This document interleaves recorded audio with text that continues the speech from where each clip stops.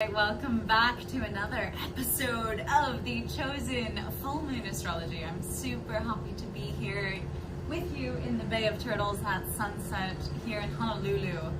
And all around the world right now, we are in, like the post-COVID hangover or the during COVID hangover, the we're not really sure what's going on here hangover.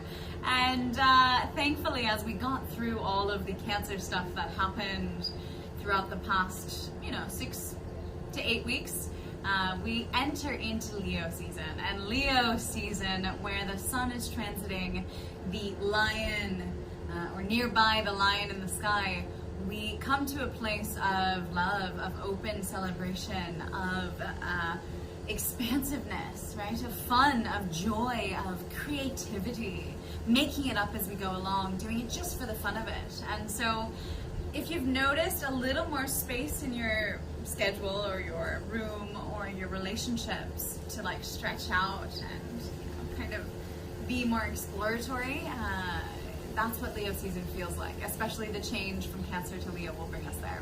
As we approach this full moon midday or so, around the 3rd of August, we have a full moon in Aquarius.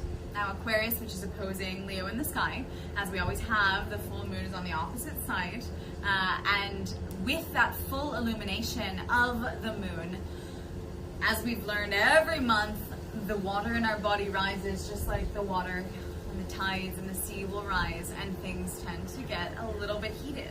Now this specific full moon has two notable events with it. The first one is a square to Uranus. Now you might remember a few months ago, I think it was about 3 months ago, we had a very similar square to Uranus on one of the ChoZen newsletters.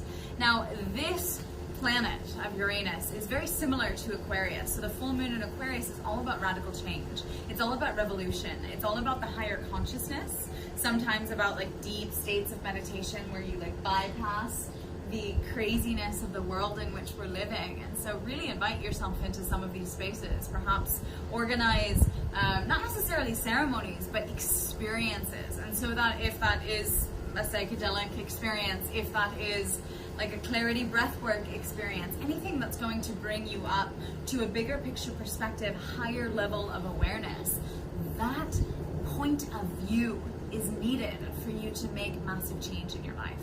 You cannot continue to change whatever it is that you're working on. And if you aren't working on anything, I don't know how you got here.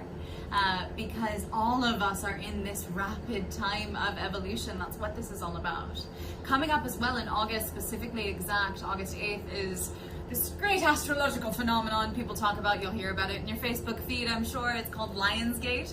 And essentially it's an alignment of the stars directly over the pyramids in Giza in Egypt, and this is meant to be a portal. Now it's actually about a 2-week period. We're already in it now, and on either side of the 8th of August. And this is a time that's said every year that downloads come through, that messages, that understanding of the future evolution of humanity is brought forth to us within our reach so that we can grasp it and start to apply it in our lives. And so please, please, please use your practices, and the greatest practice of all is pen and paper. And so I haven't talked about this yet on the ChoZen Astrology live casts. I'm really excited to share it with you now. It is stream of consciousness flow state writing, and it is writing, if you didn't hear that.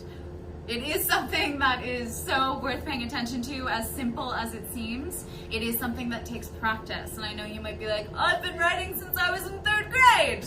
Well, this type of writing is a workout that your hand hasn't had perhaps since 3rd grade. And so what you're going to do is go to your phone, grab a notebook, pen, journal, whatever you need, and set a timer. I highly recommend you do your first one for 20 minutes. After that, you can do follow-ups for 8 minutes. This would be an amazing practice to incorporate into your life at least once a day, perhaps in the morning or in the evening, or just in that like mid-afternoon funk. Bring out the pen and paper, set a timer, and start. Don't let yourself stop. Now that's the only rule. When you're going through the stream of consciousness writing, as you do it, just keep writing, keep the pen moving faster, faster, faster. And the objective here is to allow the pen to move faster than your mind, so that what starts to come through is not coming from the mind, it's coming from a place beyond. Yeah, those download portals, Lionsgate, having the Aquarian tapped into higher states of consciousness. This is an opportunity now to let it flow through and reveal itself to you in truth. And so whatever it is, if you want to choose a prompt, it can be really powerful, like the weather today is. And that seems silly because you might be like, well, overcast with a slight dose of sunset.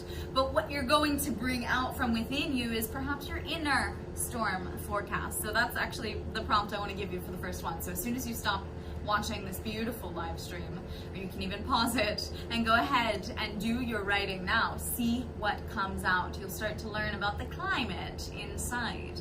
And that's where the clues are. For those of you who are like doing big business in the world and fully externalized in your life in terms of action, reaction to events and people and places around you, right? It's time to start looking inside for the answers, because guess what? They're maybe hidden, shrouded in clues around you, but the true answers are hidden right under your nose in plain sight, or at least plain feeling. And so as you do this 20-minute writing exercise, let the pen flow, just keep going. Every time you're like stuttering and you're like, I don't know what to write down, I don't know what to write. I don't know what to write. This is stupid. Who is that astrology chick telling me to do this shit? Write it, write it, write it, and you'll be surprised at what comes out. You're welcome to reach out to me at any time, andyx.ai contact form. And if you have any questions about any of this, please do make it a practice. Share with us, share with the community the impact it has on you. If you want to read anything that comes through, hopefully it came from a place beyond you, and so you can't remember it even when you read it. And this quality of being able to see into the future is akin to Aquarius. Aquarius is the energy of the futurist. It is the one whose mind is 10 years ahead of itself. So that sometimes it becomes hard to live in this world because the reality in which you're imagining is so drastically different than the current. And the mistake that we can make under any kind of Aquarius energy, whether that's in our own natal chart or whether that is like the Aquarius full moon that we're undergoing, is to try to pull people who don't get it, and I know you know people who don't get it, to try to pull them up to speed with us when we are so far ahead of ourselves in existence of what the future can and will become, right? We are the seed people. We are the people of the future. And so allowing this germination of seeds as we explore, and not necessarily having expectations of anything outside of us. This is very important for Aquarius. And of course, with the Aquarian energy, there is a risk of spiritual bypassing, so it is something to be aware of. However, with the square to Uranus, this full moon square to Uranus, we will have an extra boost of like, oh, you think you got steady feet here? So any of you who might be feeling steady, like, can we all just admit that we, like, shit's up, right? Many of you have lost your businesses. Some of you know people who have lost their lives, right? Many people are feeling a rage inside of them due to perhaps their national, international politic, or perhaps what's happening in their family. Domestic violence rates are skyrocketing, right? So these things are real, and we are experiencing them collectively as humanity. And so unless we allow that disturbance inside of us to be heard and held, and we stop living this glorified, I mean, I'm speaking to you from the bank of the ocean in Honolulu, nonetheless, like the more real we are with the plight of the human condition, the faster we're gonna get through this. And so doing this work, writing it out, allowing those higher consciousness thoughts and spaces of awareness to find themselves on the page, like this is the answer. And so that Uranian square to the full moon will only make us continuously feel a little bit unsteady. If you've ever surfed before, perhaps you can see some surfers out in the distance, they're like little dots.